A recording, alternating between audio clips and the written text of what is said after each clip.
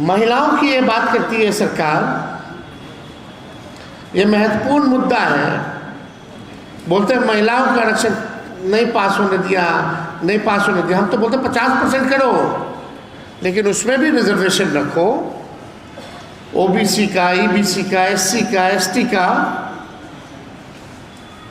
लेकिन कल आप लोगों ने मंत्रिमंडल देखा गठन होते हुए, ये सरकार जो चौड़ा करके बोलती कि महिलाओं के लिए है, महिलाओं के लिए है। हम आप लोगों से जानना चाहते हैं, क्या 33% महिलाओं को मंत्रिमंडल में रखा गया है? क्या 33% का आधा भी महिलाओं को मंत्रिमंडल में रखा गया है? और जो महिलाएं जो मंत्री हैं, ज्यादातर वो भी परिवारवाद की हैं, महिलाओं में से भी।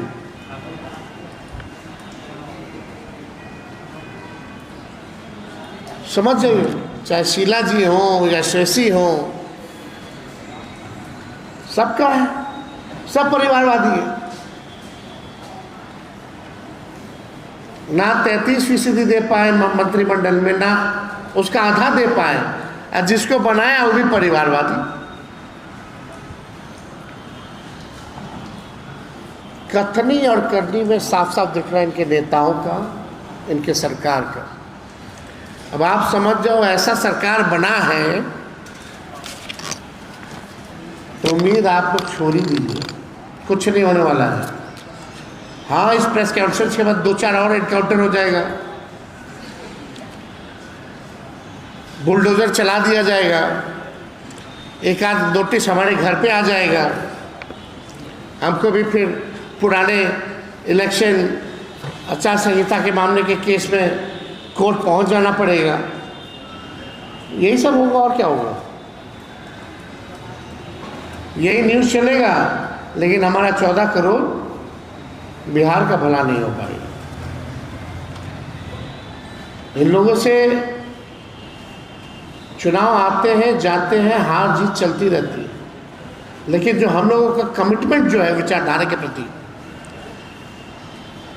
जो सिद्धांत है, इसमें हम लोग लड़ना पसंद करते हैं, झुकना नहीं। और हम लोग वही नीतीश कुमार जी जो बापू का हर जगह लगवाते थे, साथ वो जो था सामाजिक पाप, आज नीतीश जी ने उसमें कितना गलती किया। खैर छोड़िए, जब बापू के हत्यारों को ही मुख्यमंत्री पद सौंप दिया गया हो, उस पार्टी आरएसएस की आइडियोलॉजी गॉडसे में विश्वास रखती है, जो गॉडसे को पूछती है, हाँ, नीतीश कुमार जी की आत्मा को बड़ी शांति मिल रही होगी, बहुत सुकून मिल रहा होगा। परिवार को बढ़ाता रहता है सर, परिवार को बढ़ाता रहता है सर। अरे हम तो चुनाव लड़े, मेरी माँ चुनाव लड़ी,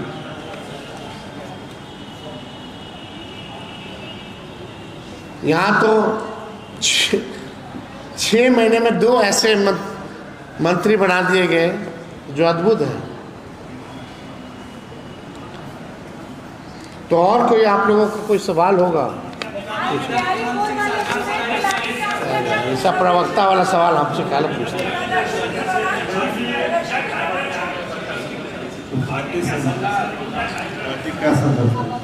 पार्टी संघर्ष कर रही है और करेगी ज़मीनी स्तर पर। हम लोग जो है अभी पूरी तरीके से हम लोग रिफॉर्म करने जा रहे हैं पूरे संगठन को। हर जिला में, हर प्रकोष्ठ में जो कमिटमेंट वाले लोग हैं, जो सिद्धांत और विचारधारा को मानने वाले लोग हैं, हम लोगों की कोशिश होगी कि कैडर को जो है और मजबूत करें, और बिहार की जनता के जो सवाल हैं उसके ऊपर जो है उन मुद्दों को हम लोग जो है, चाहे सड़क हो या सदन हो, उसको हम लोग उठाने का काम करें। हमारा जो शेड्यूल है वो प्रदेश अध्यक्ष जी बना रहे हैं, वो आप लोगों को जल्दी सूचित कर दिया जाएगा।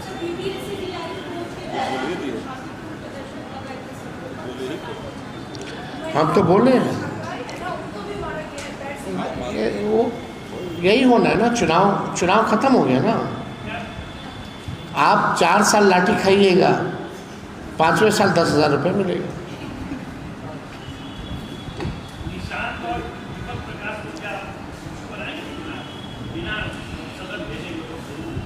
तो इशू नहीं तो और क्या, परिवारवाद इशू नहीं है तो और क्या है।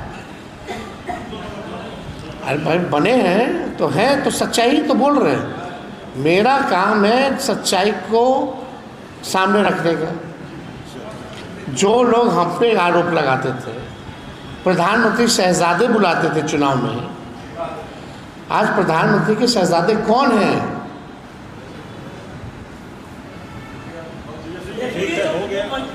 कल तो और अब जिन पे आपराधिक मुकदमा है उसको मंत्रिमंडल में रखा गया है। आपने सवाल भी खड़े किए थे, फिर भी उनको मंत्री बना दिया गया। कितने अपराधी हैं भाई? सम्राट चौधरी जी पे कितना अपराध का मामला है, मुख्यमंत्री पे कितना, अब जल्दी खत्म होने वाला है। वो अपना ऊपर से सारा आरोप वापस लेने वाला है, केस रफा दफा होने वाला है। आपको परिवारवाद के जो बनाया गया भाजपा में, लेकिन आप उसका विरोध कर रहे हैं, समर्थन करते हैं? आपकी परिवारवाद बने जो समर्थन करते हैं? हमने बोला जो बोलना था, समझदार समझ रहे हैं, जनता अपना फैसला लेगी। शिक्षा मंत्री जो बने हैं उन पे 420 का आरोपी है और उसके अलावा कई आरोप हैं जो शिक्षा। अरे पूरा आप निकाल के देखिएगा तो कौन ईमानदार है वहाँ? सब जातिवादी, परिवारवादी और अपराधवादी। और कोई है क्या मंत्रिमंडल में, बताओ?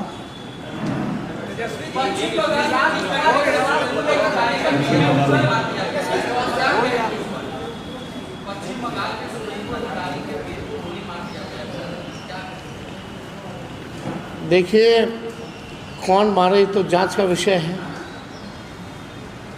लेकिन घटना जो हो रही है, चाहे ममता जी के घर या अभिषेक जी बनर्जी जी के घर के बाहर जाकर के ऊट पटांग करना, ये भी तो शोभा नहीं देता। कितने टीएमसी वर्करों को मारा गया, टीएमसी के दफ्तरों को जला दिया गया, बुलडोजर से तोड़ दिया गया। कौन से कानून के तहत?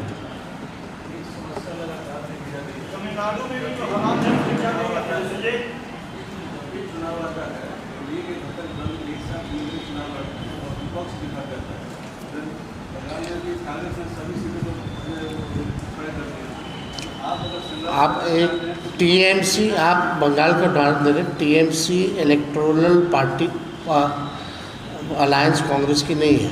हम एक मिनट, इलेक्टोरल अलायंस में नहीं है, वो विचार के साथ है।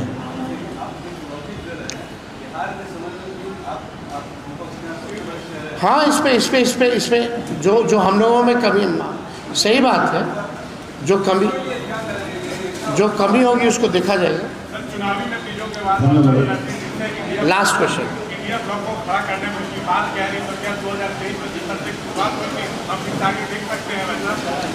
अब आगे सब लोगों को, हमको लगता है, मेरा राय है कि सबसे पहले क्षेत्रीय दलों को साथ बैठना पड़ेगा और क्षेत्रीय दलों को साथ बैठ करके जो सबका राय होगा उस रोड हिसाब पे हम लोग को चलना होगा। भाजपा को अगर कोई रोक सकता है तो क्षेत्रीय दल ही रोक सकते हैं। धन्यवाद।